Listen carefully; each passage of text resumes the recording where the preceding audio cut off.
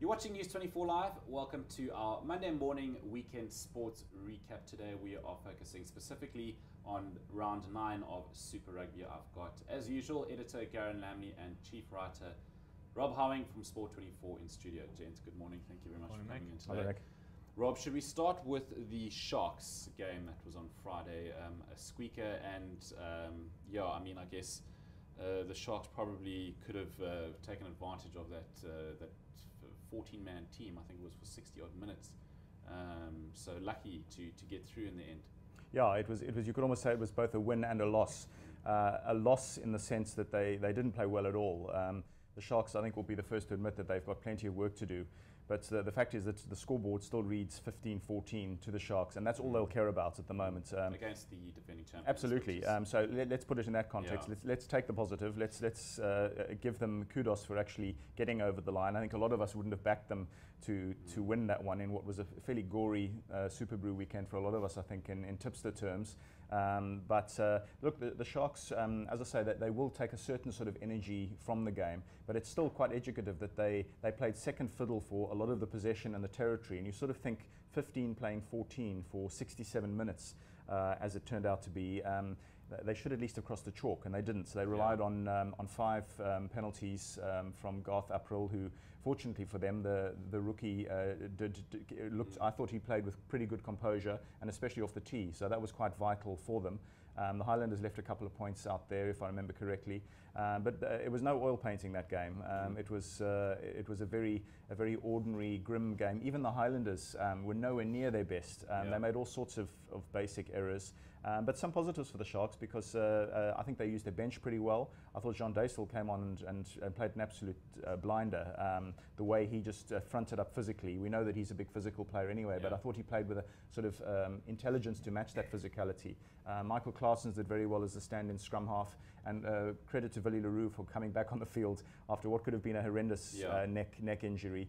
The fact that he just simply reappeared was good news. And when all is said and done, you know, that whole incident with Jason Emery was all settled quite nicely on Twitter afterwards in true rugby style, where Emery apologised quite fulsomely on Twitter, and Willie Leroux accepted his apology. That was nice to see. I don't think there was massive malice involved, but it was still a very nasty challenge, and for sure the red card was totally warranted.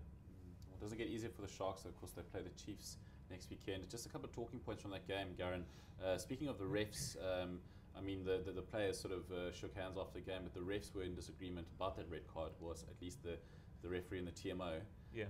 And also, a point you guys raised on Sport 24 was just the way that Beast sort of tries to sort of mediate and negotiate with the referees, probably also not appropriate. So just again, referees is another talking point here. Yeah, you're right. It seems to be like a common thread every weekend. There's, you know, the TMO or a referee decision. Is it neutral refs? Is that what we're really looking for?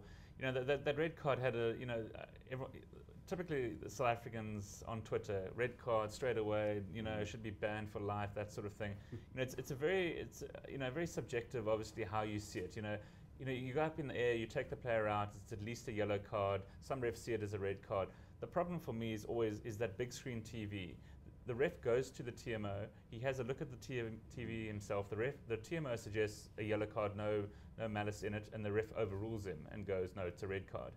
Now, the problem is that certain stadiums don't have TVs, certain stadiums have TVs and you can't see the TV.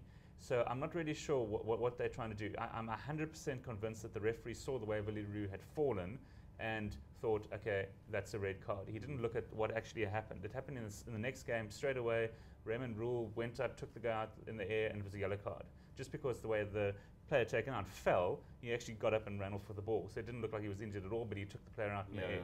It seems to be, forget what happens in the air, it's how you land and what happens afterwards. You know, if Willie Leroux, like the worst case had happened, what would they have done to the player? You know, like, oh, you know, he's been carried off, he's broken his neck, he's never playing rugby again. You know, then what is the sanction? You know, or is it if he had fallen and rolled over and got up and ran off? You know, is that like, okay, it wasn't actually that bad.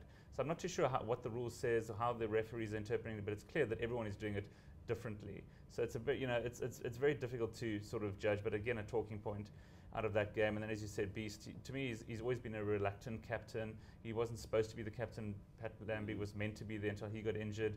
and Beast is doing very much what Bismarck did a couple of years Yeah. ago before he was relieved of the captaincy. He's just arguing with every referee, touch, judge. Did you see this? Why didn't you see this? That's not fair. You're just trying to even numbers up.